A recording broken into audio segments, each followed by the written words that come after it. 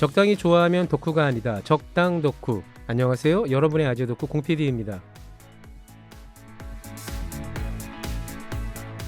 여행 덕후란 말을 들어보셨나요? 세상에 무슨 덕후란 건 뭐만 앞에 붙이면 덕후가 되는 건가? 그렇습니다. 덕후가 되는 데는 이유가 필요 없죠.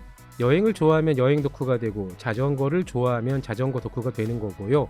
다만 여행을 좋아하는 여행 덕후의 여행은 뭔가 조금, 살짝, 아주 살짝 다르기는 할 겁니다. 어느 한 곳의 여행지에 꽂혀서 그곳을 수십 번, 아니 수백 번 방문하는 여행 덕후도 있습니다. 같은 곳을 왜 그렇게 많이, 자주 가냐고요? 덕후란 사람들은요, 같은 것처럼 보이는 풍경 속에서도 매번 달라지는 그 미묘한 차이를 즐길 줄 알거든요. 저는 그것을 풍류라 부르고 싶습니다. 남들은 거의 하지 않을 익스트림한 여행을 즐기는 덕후들도 있죠. 이를테면 평균 고도 4,000m의 안데스 산맥을 자전거로 여행하는 그런 덕후 말입니다. 그 정도면 어엿한 여행 덕후에 자전거 덕후를 더한 셈이겠죠. 적당 덕후가 자신있게 소개하는 여행 덕후, 자전거 덕후, 그것도 미모의 여성입니다. 시작합니다.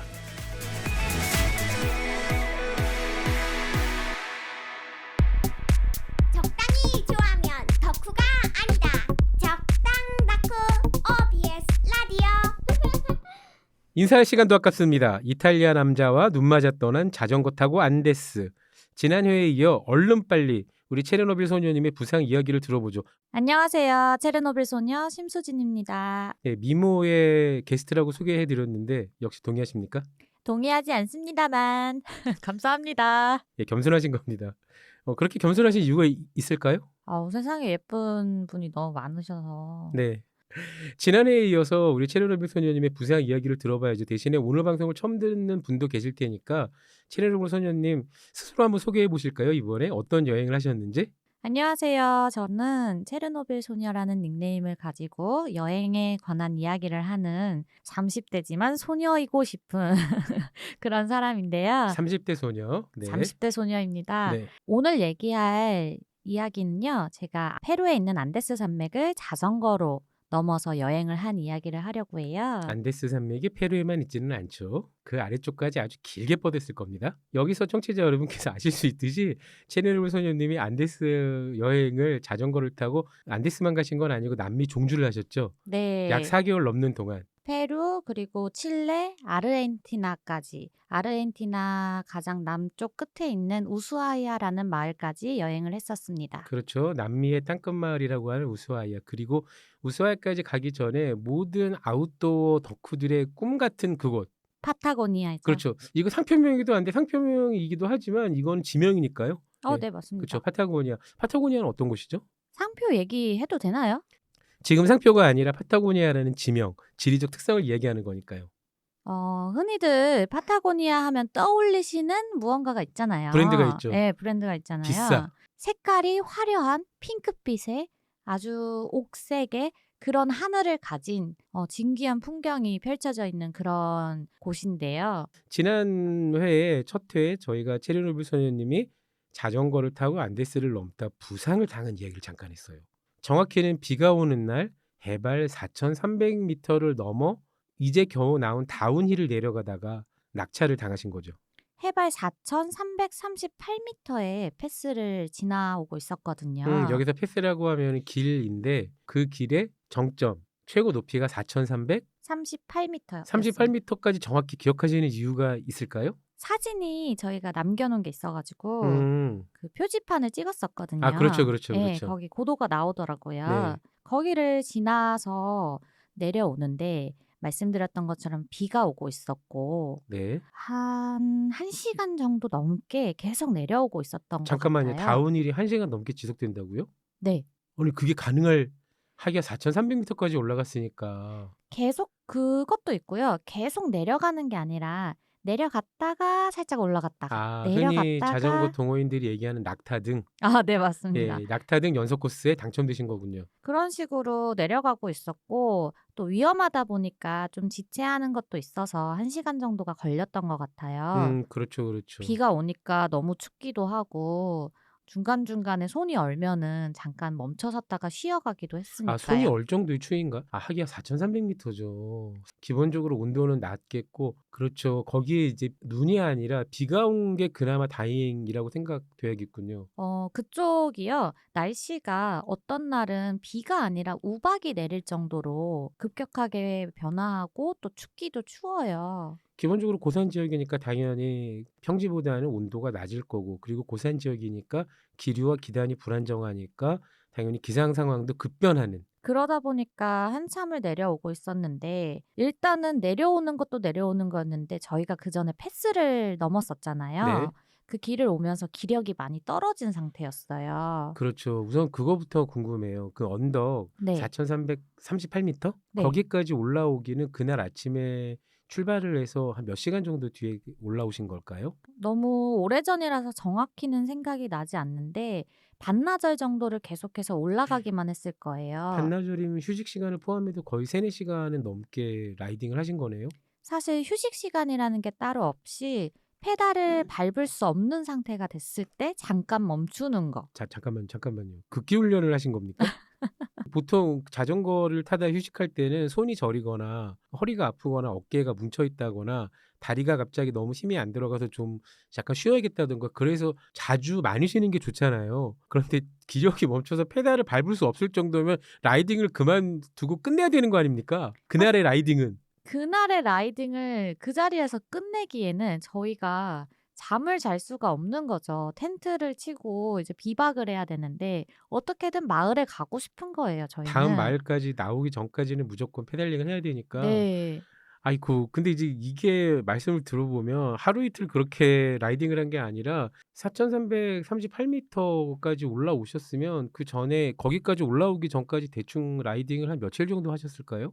꽤 오래 했는데요. 왜냐면 여기 패스가 쿠스코 많이들 들어보셨을 그렇죠. 거예요. 페루. 마추픽추의 네. 관문 도시. 여행 가보신 분들은 네. 항상 꼭 가는 곳이라 거기를 지나고 나서 만났던 아, 패스였거든요. 네. 네, 그래서 꽤 긴 시간을 그런 식으로 여행을 하고 있었던 상황이에요. 쿠스코까지 가는 데만 몇 주가 그러니까 걸렸으니까요. 쿠스코에서부터 해발 4,338m까지 올라가려면 일단 한국에는 그런 지형이 전혀 없으니까요. 없죠. 한국에서 제일 높은 산이라고 해봐야 한라산. 한라산도 1950m까지는 절대 못 올라가고 대충 1100, 1200고지 정도만 올라가잖아요. 자전거를 아주 잘 타는 사람들이 아닌 평균 정도의 체력으로 보통 자전거를 타고 올라간다 그래도 3-4시간은 걸릴 겁니다.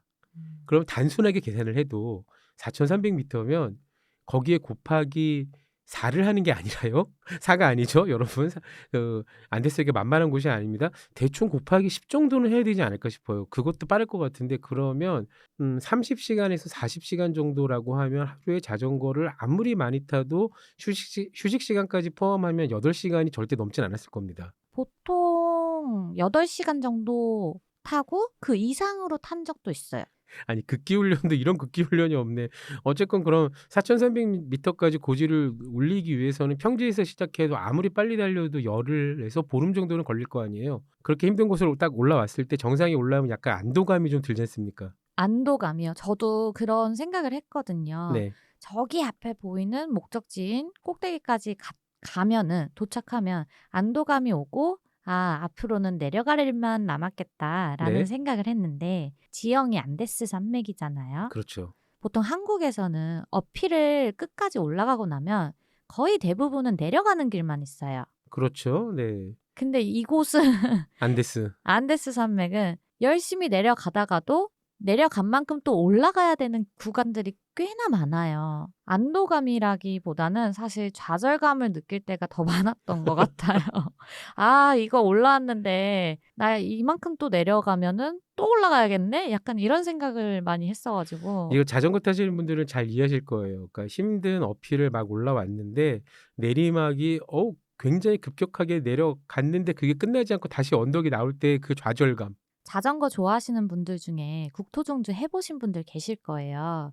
국토종주에서 가장 어필의 끝판왕이라고 불리는 산이 이화령이거든요. 이화령이죠. 거기가 문경세제. 네, 맞습니다. 지나서. 문경세제라는 뜻이 그러니까 세제잖아요. 세제. 세제의 어원을 보면 새도 힘들어서 날아가다가 날개를 쉬는 언덕이다. 아. 그래서 세제잖아요. 그래서 바로 그 문경세제 이화령인데 이화령 말씀하시는 거고 국토종주를 하려면 반드시 이화령을 넘어야 됩니다. 네. 많은 분들이 좌절하는 첫 번째 아주 강력한 어필이죠. 정말 강력하거든요. 그 이화령을 넘기 전에 사실 작은 언덕이 하나 있어요. 작진 않던데요. 말이 이화령에 비해서 작은 거지. 아, 이화령에 비하면 작고 연약한. 하지만 그 자체로는 절대 작고 연약하지 않은. 많은 분들이 거기를 넘고 나면은 그렇죠. 그리고 딱 소주령을 내려오면은 삼거리였나? 그게 있고 저 앞에 아니 왜 또 언덕이 겁나 높은 산이 하나 있는 거지? 뭐가 있는 거죠. 저 왜 있는 거야? 불길한 거죠. 네. 그러면서 아 이것이 이화령이구나라는 걸 느낄 때 엄청난 좌절감을 느끼실 거예요. 더군다나 이화령은 소주령의 길이의 2배가 넘지 않습니까? 네. 소주령이 대략 정상까지 2km 좀 안 될 거예요. 근데 이화령은 5km. 5km입니다. 경사도도 꽤 있어요. 평균 경사도는 5% 정도이긴 한데 근데 5%가 짧게 뭐 100m, 200m 올라가면 괜찮아요. 그런데 평균 경사도가 5%라는 얘기는 군데군데에 따라서는 경사도가 7%, 8%, 9%까지 올라가는 데도 있다는 얘기입니다. 근데 정말 무서운 거는 경사도가 낮은 구간이 잘 없어요. 그렇죠. 그래서 이런 비슷한 느낌을 안데스에서 몇 번이고 몇 번이고 느낀 거죠. 그러니까 쉽게 말하면 안데스는 소주령과 이화령이 끊임없이 굽이치며 나타나는 곳. 네, 맞습니다. 그런데 심지어 계속 고도를 올려. 그러니까 힘들게 어떤 패스 4,300m, 4,200m, 4,000m짜리 올라왔을 때 안도감이 드는 게 아니라 거기서 내리막길을 봤을 때 안도감이 드는 게 아니라 내가 이 내리막길을 신나게 내려가면 내리막길이 길어지면 길어질수록 다음에 이만큼을 더 올라야겠구나 하는 그런 좌절감. 바로 그겁니다. 아, 이게 상상만 해도 끔찍하네요. 이게 안데스 산맥에서 아예 벗어나서 해발 0m까지 내려가는 게 아니고서야 그렇죠. 그게 끊임없이 반복되는 거예요. 산이라는 게 그럴 리가 없잖아요. 네. 그러니까 얼마나 정신적으로 지쳐 있었겠어요. 여기서 한번 더 물어볼게요. 채널비 소녀님은 도대체 안데스를 왜 가신 겁니까? 모르겠어요. 지금 돈 준다고 해도 안 갈 것 같아요. 오늘 처음 듣는 분들이 계실 테니까 체르노빌 소녀님이 안데스를 자전거로 종주하신 이유는 중앙아시아 여행 때 만난 이탈리아 남자와 사랑에 빠져 폴인 러브 사랑에 빠져서 그 남자가 자전거를 너무 사랑해서 우리 수진 우리 같이 자전거 타고 남의 여행 가자. 그렇게 안 했어요. 어떻게 했어요? 해보세요. 로맨틱하게 해주세요. 로맨틱하게 됐잖아요. 전혀요? 적당히 좋아하면 덕후가 아니다. 적당 덕후 OBS 라디오.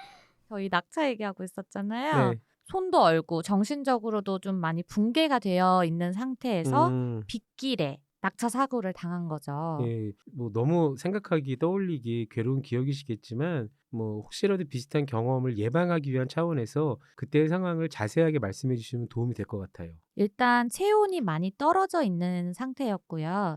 브레이크를 작동하기에 손이 많이 굳어 있는 상태였어요. 아이고 세상에. 뭔가 돌발 상황이 나타났을 때 제가 순식간에 이렇게 몸을 틀 수 있는 상태가 아니었던 거죠.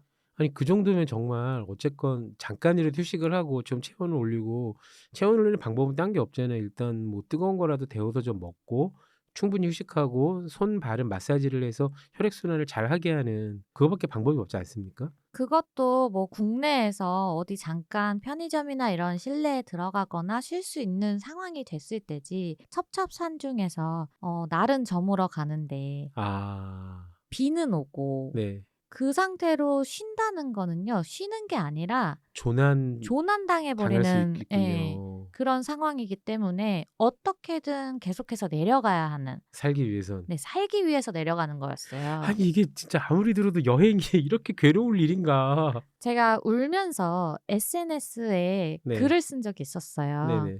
내가 지금 과연 여행을 하는 게 맞나? 내가 왜 이렇게 하고 있는 거지? 무엇을 위해서? 그러니까 대체 왜 그러신 겁니까? 그럼에도 불구하고 주변을 둘러봤을 때 대자연에 쌓여있는 그런 제 모습을 보면 네. 그건 그거대로 좋았더라고요. 풍경도 좋았고 그 네. 안에 있는 제가 좋았던 것 같아요. 네. 변태적인 면이 있다고 제가 네, 말씀드렸었잖아요. 그렇게 행복하다고 말씀하셨는데 다시 해보실 생각은 없습니다. 음, 죽어도 없어요. 네, 없었지만 그때 행복한 순간도 덜어 있었다. 네, 덜어 있었다.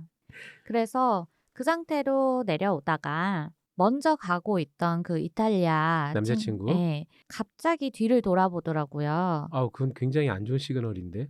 네, 안 좋은 시그널이죠. 요건 좀 부연 설명을 드려야 될 것 같아요. 2명 이상이 라이딩을 하고 있을 때 선두에 서 있는 사람이 갑자기 뒤를 돌아본다는 거는 자기가 지나온 길에 상당한 위험 요소가 있었다라는 네. 그런 시그널이에요. 그러니까 보통은 수신호를 주죠. 그 어깨 축지를 파닥거리든가 하는 것이 여기 장애물이 있다, 도로가 파여 있다거나 뭐 모래가 있어서 미끄러질 수 있다 이런 신호들이잖아요.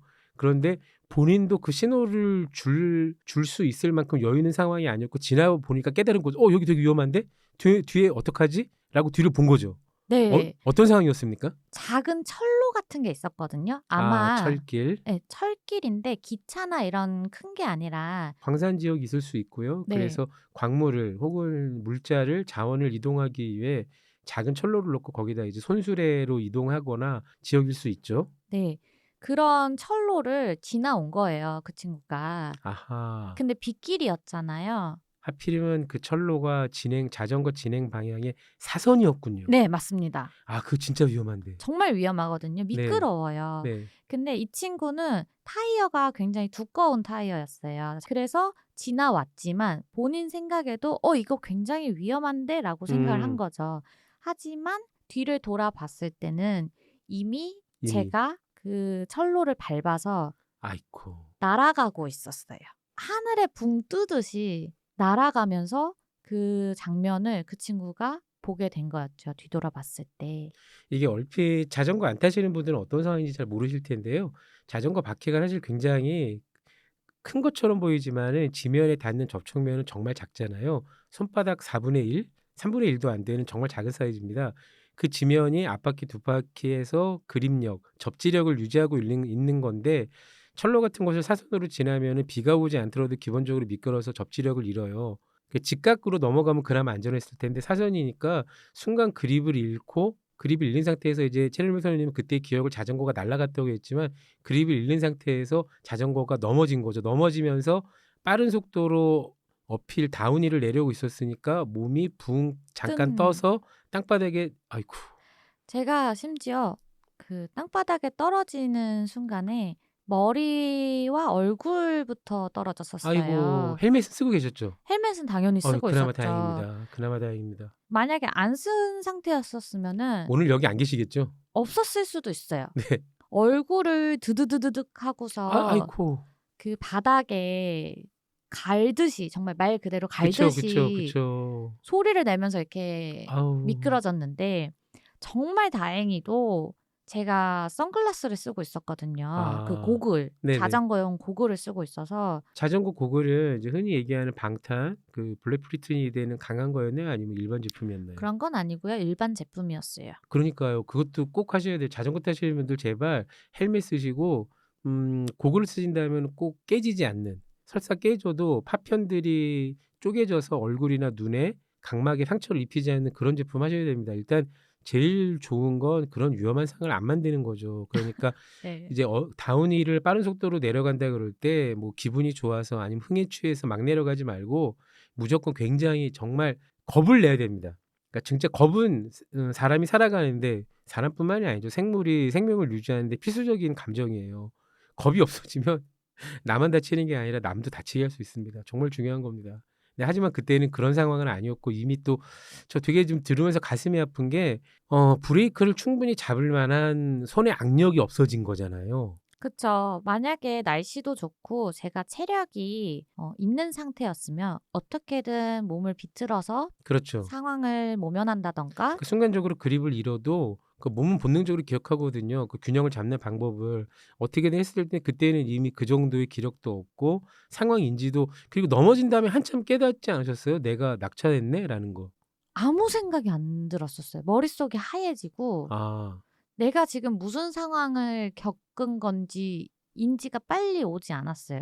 한 수십 초를 정말 멍하니 있다가 고통이 어느 순간 확 밀려오더라고요. 그리고 고통보다도 놀라고 서러웠던 마음이 커서 그쵸. 네. 이 웃으면 안 되는데 웃긴다.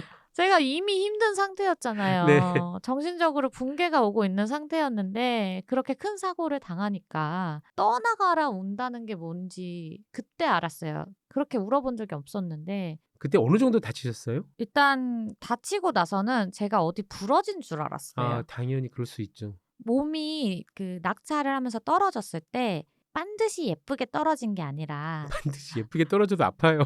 반드시 예쁘게 떨어져도 아픈데 그 왜 스키 타시는 분들 아시겠지만 스키 타다가 잘못 넘어지면 그 온몸이 이렇게 꼬이듯이 넘어져요. 그렇죠. 팔다리랑 발이 묶이면서 그렇죠. 복합골절되기 딱 좋은 네. 거죠. 그런 식으로 넘어졌거든요. 그리고 제 위에는 자전거가 덮쳤고 아이코. 몸이 꼬여 있는 걸 잘 못 풀고 있었어요. 아, 그 정도였군요. 네. 아니 어디 계셨는지 모르겠지만 어디선가 어디선가.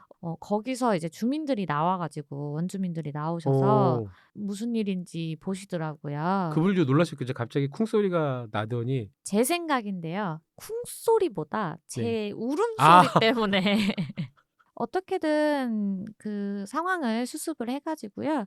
마을 주민들도 좀 도와주셨고 히치하이킹을 해가지고요. 좀 더 큰 마을로 이동해서 병원으로 갔었던 기억이 있습니다. 그나마 천만다행이네요. 어쨌건 지나가는 차가 있었네요. 거의 없거든요, 거기가. 그러니까. 근데 천만다행으로 사고 나고 나서 한 10분 있다가 차를 발견해가지고 병원에 가시면서 어떤 생각하셨어요? 아무 생각 없었어요. 정말 빽빽 울고 있었어요. 아, 그때까지도 계속. 그때까지도 계속 울었어요. 그러니까 약간 이제 우셨다는 데서 저는 약간 안도감을 조금 느꼈는데, 물론 이렇게 얘기하니까 되게 이상하긴 한데요. 사람이 자전거에서 넘어져서 아파서 죽겠다고 울고 있는데 안도감을 느낀다는 게 정말 이상한 말이긴 한데, 어쨌건 울 수 있다는 자체가 그나마 아주 심각한 정도의 부상은 아니겠구나. 네. 예, 목숨이 위협하거나 영구적인 장애를 입을 정도의 건 아니고, 그쯤 되면 남자친구도 조금은 안심을 하지 않았을까 하는 생각이 듭니다. 울고 계셨어요, 그분도. 같이 울었어? 아니, 챙겨야지. 그러면 그 빨리 병원의 위치는 어딘지, 뭐 여기서 치료를 받으려면 어떻게 해야 되는지, 혹시 거기서 해결이 안 되면 더 큰 도시로 나가야 될 테니까 그런 것들 챙기고 이런 사고 수습을 해야 되잖아요. 근데 같이 울고 있으면 어떡합니까? 아, 좌석이 없어서 그 조수석에 저를 앉히고요. 네. 그분은 이제 짐들하고 같이 뒤에 트럭 칸에 짐칸에 타서 아, 마침 문연 병원이 있었나요? 마침 문이 열려 있었어요. 다행히도. 병원 규모는 어느 정도였습니까? 건물 자체는 크지 않은데요. 네. 시골 보건소 느낌? 의사로 추정되는 인물은 계셨었고요. 계시긴 한 분. 계셨는데 네. 어떠한 조치를 취할 수 있는 게 없대요. 예를 들면 엑스레이를 찍어 볼 수도 없고. 잠깐만요. 엑스레이도 없는데 병원이라고요? 네, 병원입니다. 그냥 이제 육안으로 진단을 해주셨는데 타박상인 것 같다. 다행히도.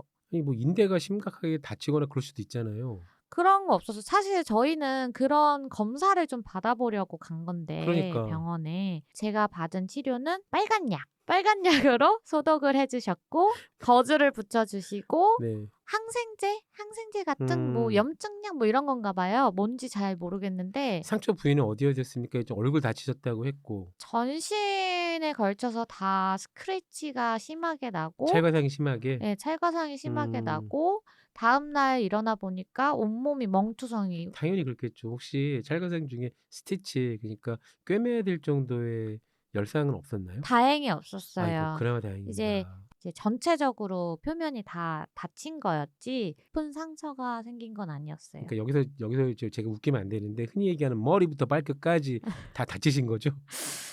이거 우리 체류소문이 안 받아주면 제가 사이코패스가 돼요. 아니요, 받아들이려고 네. 받아주려고 했는데 예, 저 소수요가 돼요. 안 돼요. 그러시면 제가 안 돼요. 비속어가 나올 것 같아서 가만히 있었습니다. 비속은 하시면 안 되고요. 네. 받아주셔야 됩니다. 다시 해볼게요. 머리부터 발끝까지. 아, 저희 다치신 다른 거 거죠. 얘기하고 있네요. 그러니까 예, 머리 발끝까지가 버전이 여러 개가 있죠. 네. 아, 네. 머리부터 발끝까지도 있고요. 머리부터 발끝까지. 근데 저는 머리부터 발끝까지. 적당히 좋아하며 누구나 안다. 적당 덕후 OBS 라디오. 병원으로 추정되는 그곳에서 치료는 받으셨고 아주 기본 치료만 받으신 거군요. 그러니까 그나마 다행인 게 어디가 골절이 되거나 인대 같은 데가 심각한 손상을 받은 거는 아니셨음에도 불구하고 그래도 좀 며칠 쉬셔야 하셨을 거잖아요. 몸이 마비가 온 것 같다고 했었잖아요. 네네네. 저체온증이 좀 심한 아. 상태였어서 병원 갔었을 때도 바로 옷을 다 벗으라 그래 가지고 그쵸. 젖은 옷을 네. 벗고 빨리 체온을 올려야죠. 네. 마른 옷으로 그쵸. 입고 그쵸. 이대로 바로 출발을 할 순 없으니 그렇지. 말도 안 예. 되지. "마을에서 좀 쉬었다 가라." 네. 라고 해 가지고 딱 이틀 쉬었습니다. 그런 식으로 좀 쉬고 나니까 정신이 어느 정도 치유가 돼서요. 제가 좀 정신 회복 빠르거든요. 그래서 "몸은 아직 만신창이인데 어디 부러진 건 아니니." 아니 보통 그 정도면 인제 집으로 돌아올 생각을 한다거나 아니면 뭐 여행을 마치지 않아도 더 이상 자전거를 타는 건 무리. 일단 안데스를 내려갈 때까는 우리는 자전거 용어로 점프라 그러죠, 자전거 타시는 분들. 그러니까 차나 뭐 버스나 트럭을 이용해서 일단 이 위험한 구간을 다 통과해서 평지부터 자전거 여행을 하자 이렇게 타협을 할 수 있잖아요. 그런 생각은 안 해 보셨어요? 그쯤 돼서는요. 어느 정도 제가 그 친구한테 세뇌가 당한 것 같아요. 셀프 가스라이팅을 또 당하신 거군요. 네. 반드시 난 자전거를 타고 끝까지 우스와이아 남해의 땅끝 마을까지 가야 된다는 그런 알 수 없는 미치겠다. 오기가 생기면서 네. 예, 부심도 어느 정도 생기고 그 당시에는 또 제가 쿠스코 지나온 상태였잖아요. 그러니까 '난 좀 멋있어.' 이런 생각을 가지면서 이거를 끝까지 해내고야 네. 말겠다는 저희가 지금 이제 쿠스코 얘기가 몇 번 나왔는데 쿠스코는 마추픽추로 들어가기 위한 관문 도시를 말씀드리는 거고요. 체르노빌 님이 페루의 리마부터 시작해서 쿠스코까지 가는 여정도 만만치 않았습니다. 그래서 마추픽추와 쿠스코는 저희가 2부 때 얘기를 계속해 볼게요. 적당히 좋아하면 덕후가 아니다. 적당 덕후 OBS 라디오. 정신 나간 여행 덕후. 하지만 알고 보면 너무도 사랑스러운군요. 체르노빌 소녀님의 안데스 자전거 여행 이야기하고 있습니다. 자, 1부 때 우리가 그 끔찍한 부상 얘기를 했고요. 그나마 천만다행으로 그렇게 심각한 부상은 아니었던 것으로. 네. 손가락이 안 움직이는 사태는 있었지만요. 잠깐만요. 손가락이 안 움직였다고요? 다쳐서 그런 거지 부러지거나 뭐 인대가 잘못된 것 같진 않은데 아니, 인대가 잘못된 거겠죠. 그럼 손가락이 안 움직이면. 그런가요? 이게 네. 구부러지지가 않더라고요, 지금은 손가락이. 어떠세요? 갔다 오고 나서 물리치료를 몇 번 받으면서 몇 개월이 지나니까 자연스럽게 잠깐만요. 그 말은 지금 여행 내내 손이 제대로 굽혀지지 않았다는 말씀이신가요? 네, 손가락 하나가. 그러면 보통 바로 큰 도시에 가면 그 안데스 산맥을 여행할 때는 당연히 큰 병원이 없을 테니 그렇다고 쳐요. 근데 하지만 칠레 정도에 들어와서 큰 도시에 가면 큰 병원들이 있을 거 아니에요. 이게 안 구부러지는 거지 딱히 아프지는 않았어서 잠깐만, 그러니까 구부러지지 않는다는 것 자체가 분명히 어디에 기능에 이상이 생겼다는 얘기잖아요. 시간이 지나면 괜찮겠지라고 이게 가운데 손가락이었어요, 오른손에. 네, 그러면은 브레이크를 잡을 때 가운데 손가락에도 힘이 들어가거든요. 당연하죠. 보통 검지와 네. 중지로 잡으니까요, 보통. 근데 그게 구부러지지가 않으니까 위험하잖아요. 저도 모르게 그러니까 의도치 않게 손가락으로 이제 손으로 욕을 하면서 핸들을 이거 웃긴 게, 잡고 아니 이거 되게 위험한 상황이잖아요, 굉장히. 그러고 보니 그렇네요. 그쵸. 자전거도 앞뒤 브레이크를 동시에 적절한 힘으로 잡지 않으면 잭나이프라 그래서 앞바퀴 쪽만 브레이크를 세게 잡으면 어떻게 되죠? 잭나이프라 그래서 자전거 탄 사람이 그대로 점프를 해서 땅바닥에 패대기 쳐지는 거고 뒷바퀴만 브레이크를 꽉 잡으면은 이제 흔히 얘기하는 그게 드리프트죠. 자전거로 드리프트를 하게 되는 겁니다. 두 바퀴로 드리프트를 하면 끝은 병원이죠. 네, 100% 병원행입니다. 응급실행이고. 아니 그러니까 이게 굉장히 말만 들으면 이거 정말 위험한 상황만 계속 만드신 것 같은데 아니 병원 가실 생각은 안 하셨어요? 왜 아프지 않아서 하지 않았는데 지금 아제덕후님 말씀 들어보니까 왜 그랬지 싶기도 하네요. 그러니까요. 여러분 그러시면 절대 안 됩니다. 정말 안 돼요. 그러니까 혹시라도 이 방송을 듣고 아 나도 채널 선생님처럼 안데스로 자전거를 넘겠어. 좋습니다. 그것까지 저희가 말리지 않겠어요. 대신 혼자 가지 마시고 적어도 3명 이상에서 팩을 이루어 가시고요. 일행의 2명 정도는 자전거 정비도 가능하고 아웃도어와 서바이벌도 잘 알고 있는 분이 아니면 엄두를 내지 마십시오. 제발 저처럼 하지 마세요. 저한테는 정말 좋은 추억이었지만요. 그게 추억이 아니라 인생의 마지막이 될 수도 있었던 거예요. 그럼요. 그러면 안 되죠. 그리고 혹시라도 그렇게 실행하셨다고 하시더라도 몸이 아프다거나 부상을 당했다면 바로 여행을 멈추거나 아니면 완전히 몸을 회복할 때까지 충분한 시간을 확보하실 때까지 여유가 있어야 됩니다. 그렇지 않으면 정말 큰일 나요. 아니 여행을 우리가 즐겁고 행복하고 추억을 만들려고 하는 거지 고행을 하려고 여행을 하는 건 아니지 않습니까? 우리가 그렇다고 오늘 방송 내내 이렇게 자전거 여행은 위험하고 힘들고 어려운 것 그렇게 얘기하면 안 되겠죠? 그럼요. 예, 그나마 몇 개 없었던 즐거운 순간을 찾아서 한번 이야기를 아, 해보겠습니다. 즐거운 순간 많았어요. 네, 우선 체르노빌 소녀님과 사전에 취재를 하면서 인터뷰를 하다 보니까 페루의 리마 해발고도 0m부터 한 3,000m 넘게 올라가신 거죠. 3,000m 넘게 며칠이 뭡니까? 한 일주일 열흘 걸린 거죠. 그렇게 힘들게 올라가셨다가 생각지도 못한 마을을 만났는데 그 마을이 너무 예쁘다고 했어요. 그러니까 원래 계획은 체르노빌 소녀님이 세운 게 아니고 이탈리아 남자친구가 계획을 세웠고 네. 그러니까 원래 가기로 한 목적지 중에 하나였던 거. 목적지가 아니라 경유지였겠군요. 쉬기 위한. 목적지도 경유지도 아니었고요. 저희가 원래 가던 길을 가고 있었는데 조난당할 위기에 처한 거예요, 또. 또 조난인가요? 네, 그날도 비가 왔어요. 비가 와가지고 정말 힘든 상황이었고 모닥불을 피우려고 했는데 네네. 불도 잘 붙지 않고 저희가 장비를 갖고 있었는데도 불구하고 비가 너무 많이 네, 왔고. 너무 많이 오니까 음. 모닥불도 못 피우고 그러고 있어서 이거는 도저히 안 되겠다. 우리 히치하이킹을 해야 된다. 네네네. 다행히도 그 길에는 종종 차가 보였어요. 아, 지나가는 차마다 다 승용차거나 히치하이킹을 원치 않으신 운전자분들이셔가지고 히치하이킹을 제공해 주시는 분들도 대단한 용기잖아요. 그럼요. 저 사람이 어떤 사람인 줄 알고 낯선 사람을 내 차에 턱턱 태웁니까?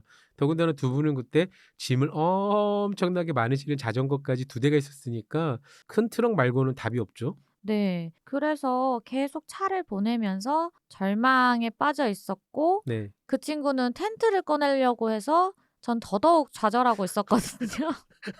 그쵸. 뭐 사실은 근데 그거밖에 없죠. 텐트라도 피칭해서 일단은 비는 피해야죠. 근데 그 상황에서 텐트를 치는 것도 굉장한 일이거든요.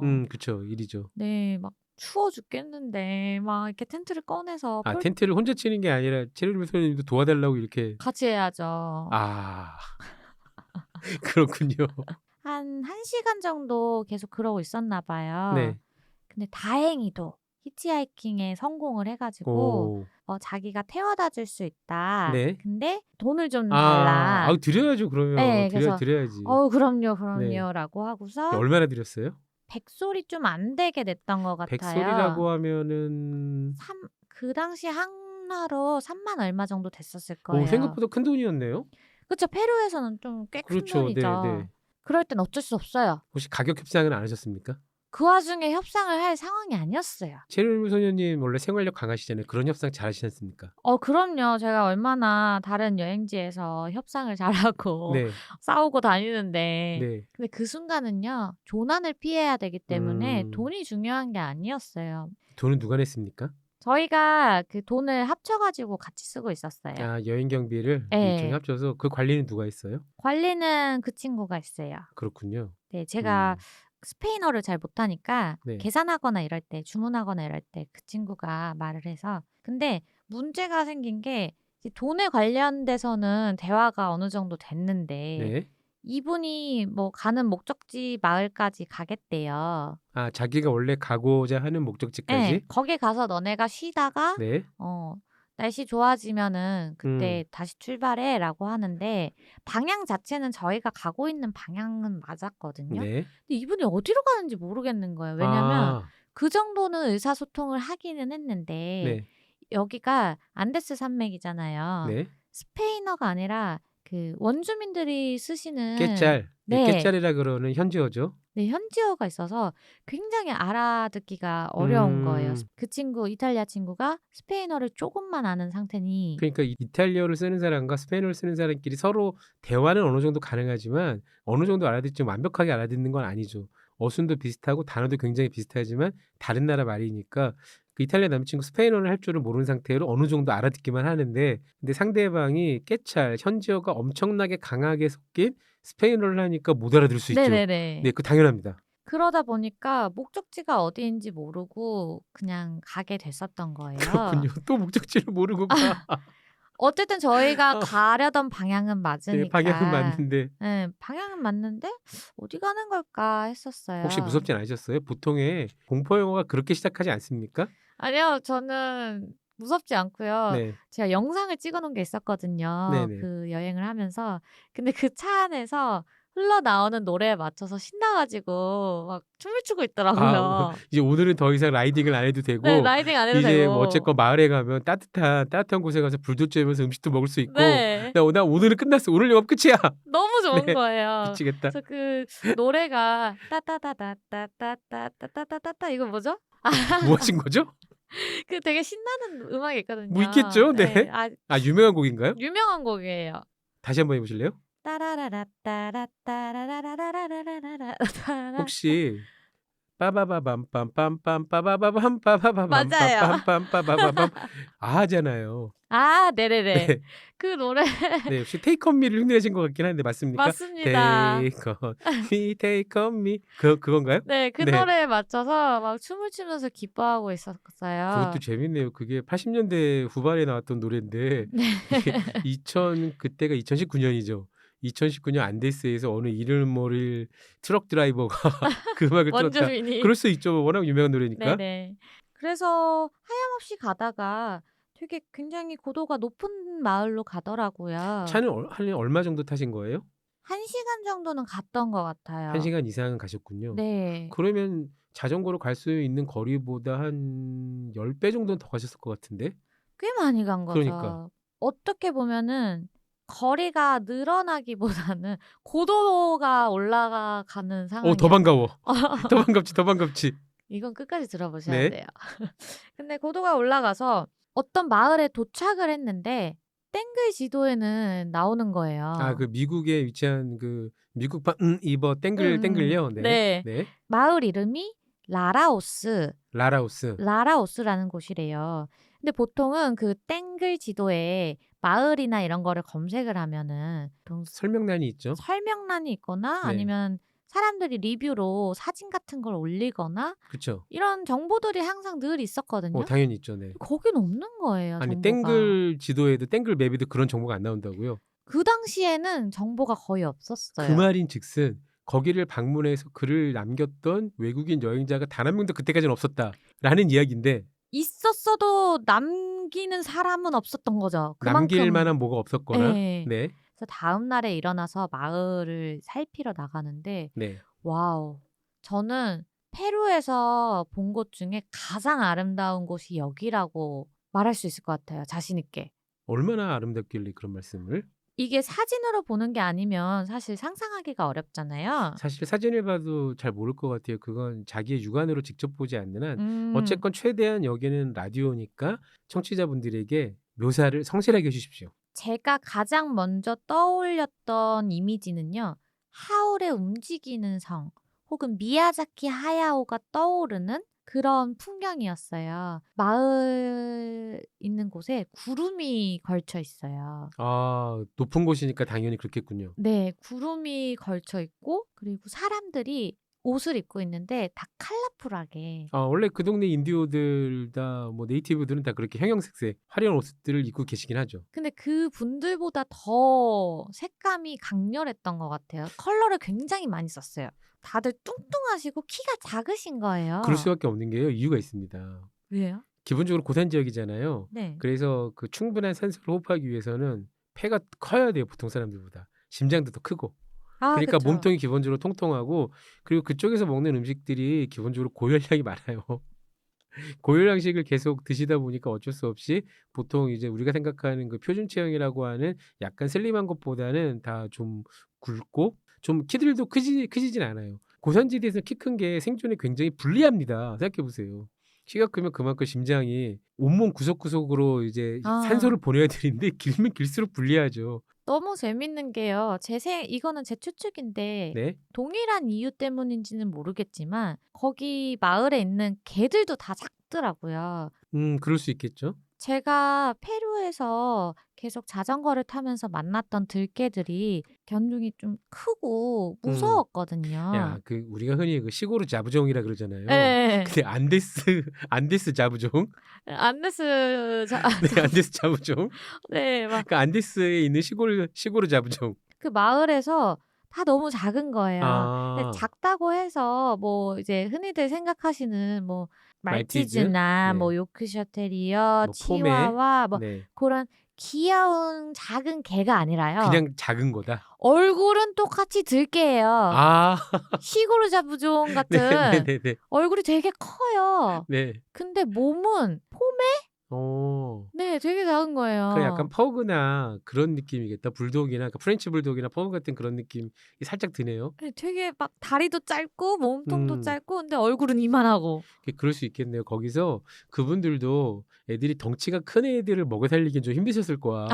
그러니까 어쨌건 그나마 그 중에서도 귀여운 애들, 작고 귀여운 애들만 잡아서 키우다 보고 걔들이 이제 2세, 3세 번식을 하다 보면 자연스럽게 그런 식으로 종계량이 자연스럽게 이루어지지 않았을까 하는 생각이 드네요. 너무 재밌더라고요. 그래서 아기자기한 느낌의 굉장히 동화 같은 마을이었어요, 저한테는. 근데 현재까지만 말씀드리면 그렇게까지 아름답다는 생각은 잘 안 들어요. 어떤 점이 그렇게 인상적이었을까요? 얼핏 생각할 수 있는 건 그전까지 굉장히 힘든 시간을 보냈을 거잖아요. 저도 체르노빌 소녀님한테 라라우스라는 얘기를 듣고 검색을 해봤습니다. 대체 어디 있는 동네야?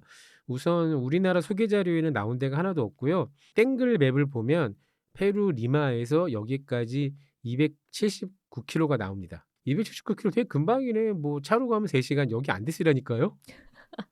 차로 가도 이 정도면은 잘하면 하루 넘을 수 있고 열몇 시간 가야 될 겁니다. 걸어가는 게 62시간이 나오는데 이거는 평지 기준일 테니까 자전거를 타고 가도 일주일 정도는 충분히 나올 코스인 것 같아요. 그리고 생각보다 높이가 높아요. 3,000m가 넘습니다. 백두산보다 높다는 얘기죠. 그런 곳이에요. 네, 그런 네. 곳이라서 구름이 그렇게 껴있었던 거겠죠? 네. 뭐가 그렇게 아름다우셨을까요? 그러니까 아름답다고 생각하는 건 그런 것 같아요. 그러니까 그렇게 힘들게 가셨는데 마침 차도 얻어 탔겠다. 오늘 하루 편히 쉴 수도 있겠다 해서 딱 갔는데 아무 생각 없이 기대 없이 갔는데 사람들도 굉장히 친절한 것 같고 사람들이 입고 있는 옷도 예쁘고 강아지도 예쁘고 더군다나 안데스가 저도 알거든요. 안데스 여행을 해본 적 있으니까 저 넘어본 적 있어요. 거기 하늘색이 우리나라에서 볼 수 없는 하늘색이지 않습니까? 네, 맞아요. 그 이유는 과학적으로 이유가 있어요. 실제로 고도가 높아지면 그만큼 태양과 가까워지니까 태양과 가까워져서 파란 건 아니고요. 실제로 대기층이 아래에서 보는 것보다 얇고 오염물질이 그만큼 없습니다. 그러니까 우리가 그냥 한국 깨끗한 시골에서 보는 맑은 하늘보다 채도와 명도가 다른 쨍한 파란색이 나와요. 이거는 아마 뉴질랜드 같은 그런 청정한 자연을 여행하신 분들은 딱 아실 거예요. 혹은 몽골 같은 그런 사막의 파란색을 하늘을 보신 분들이라면 그렇지 그 파란색의 깊이가 되게 다르지. 근데 거기는 고산 지역이니까 그것보다 훨씬 더 파랗고 맑고 투명하고 약간 그렇게 구름 한 점 없는 하늘 계속 보고 있다 보면 멍해지면서 약간 무섭지도 않나요? 그게 하늘이 아니라 바다 같은 생각이 들어서 내가 계속 바라보고 있으면 거기에 빠져서 뭐 헤어나오지 못할 것 같은 이런 착각도 들고. 맞아요. 정말 아름다웠고 더군다나 거기 호수도 있었어요. 어머, 호수까지 세상에. 네, 숙소 앞에 작게 호수가 있더라고요. 음. 거기에 비치는 것까지 바라보고 있으면 정말 멍하니 시간을 보내면서 여기에서 오래 머물고 싶다라는 생각을 많이 했었던 것 같아요. 그 전까지 정말 힘드셨군요. 정말 힘들었어요. 라오스에서는 며칠 쉬셨어요? 라라우스가 너무 좋아서 저희가 한 3일 정도 있었던 것 3일 같아요. 정도. 그거면 저희는 정말 오래 머문 거거든요. 그쵸. 더군다나 어쨌건 라오스라는 마을이 일반 여행객들을 위한 숙소, 그러니까 숙박 시설까지 있는 곳이긴 했네요. 있기는 있어요. 한 군데가 있었던 걸로 기억을 음. 해요. 그러니까 마을 인구는 대충 어느 정도 몇 명 정도 사는 곳이었습니까? 그래도 그 정도면 몇백 명은 계셨을 것 같은데요. 네, 학교도 있더라고요. 오. 학교도 있었고 아이들이 되게 많은 곳이었어요. 아, 약간 그 인근 동네 핫플레이스군요, 거기가. 학교도 있고 그러면 인근 동네 산골에서도 다른 산골에서도 거기를 학교를 통학하러 어린 친구들이 많이 올 거 아닙니까? 학교는 초등학교인가요? 뭐 중학교까지 있었나요? 아이들 연령대를 보아하니 초등학교 정도였던 것 같아요. 그렇군요. 굉장히 운이 좋으셨네요, 어쨌건. 네, 너무 신기한데 국내에서는 정말 자료가 하나도 없더라고요.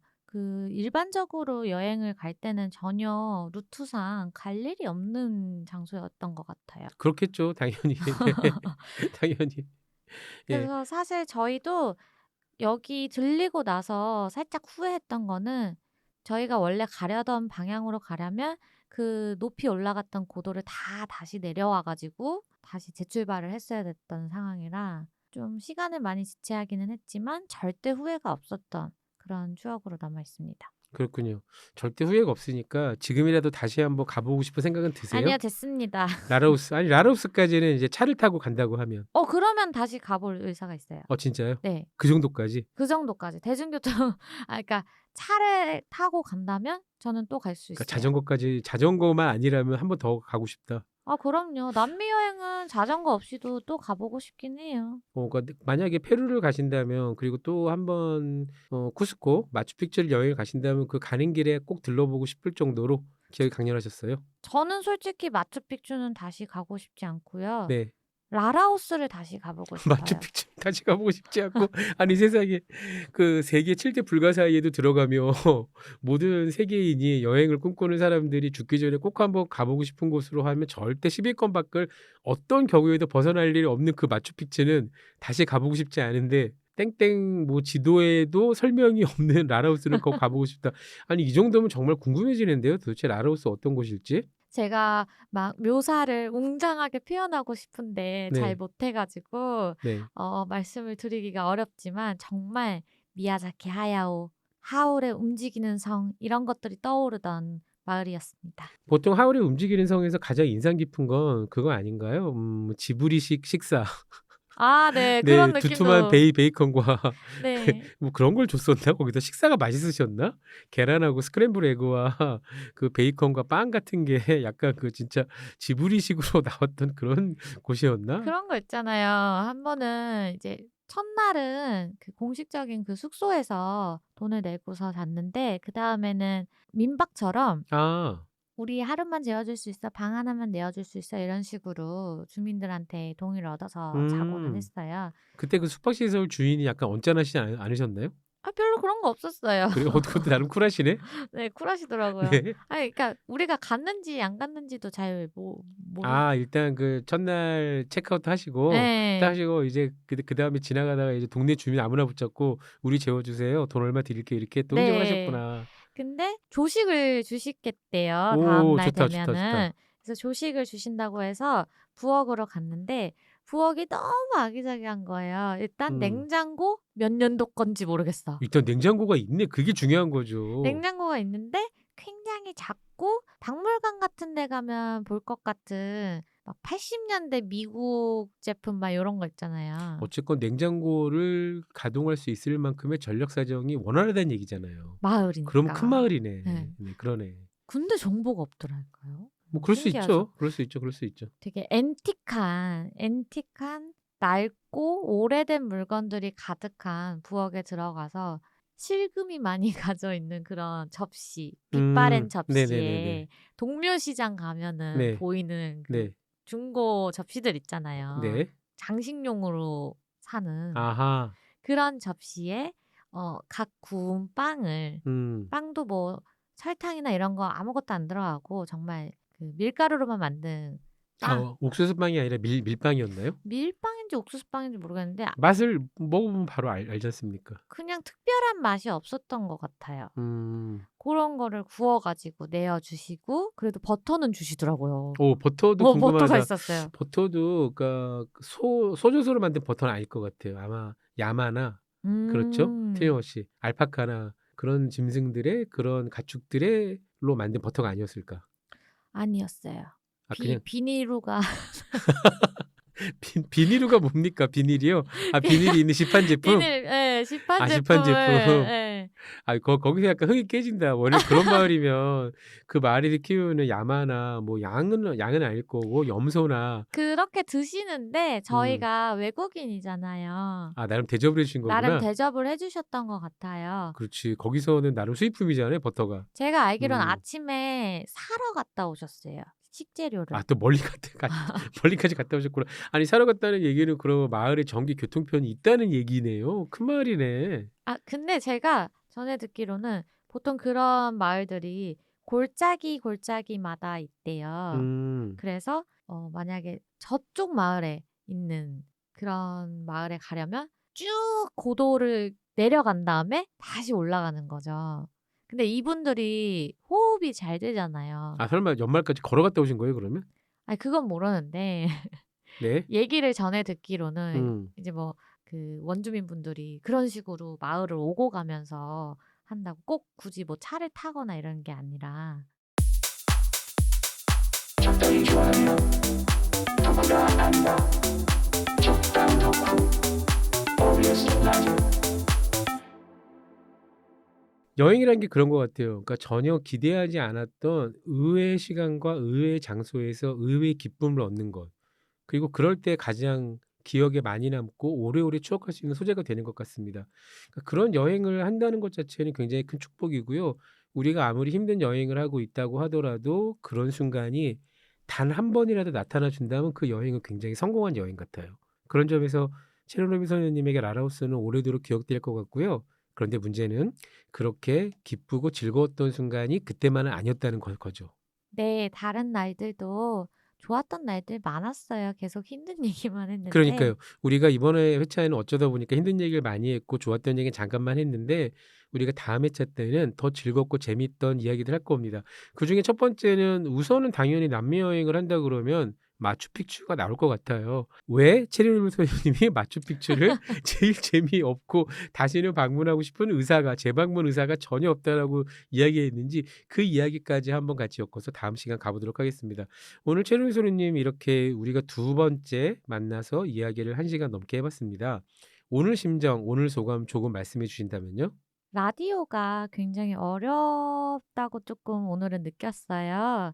보이지 않는 누군가한테 제 추억이나 기억을 꺼내서 설명을 한다는 게 되게 어려운 일이구나 싶으면서도 누군가가 제 이야기를 들어준다는 게 굉장히 기분이 설레이기도 하고 그런 생각이 들었습니다.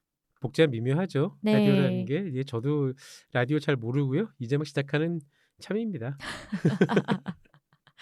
화이팅입니다. 적당히 좋아요. 누구나 안다. 적당 덕후. OBS 라디오.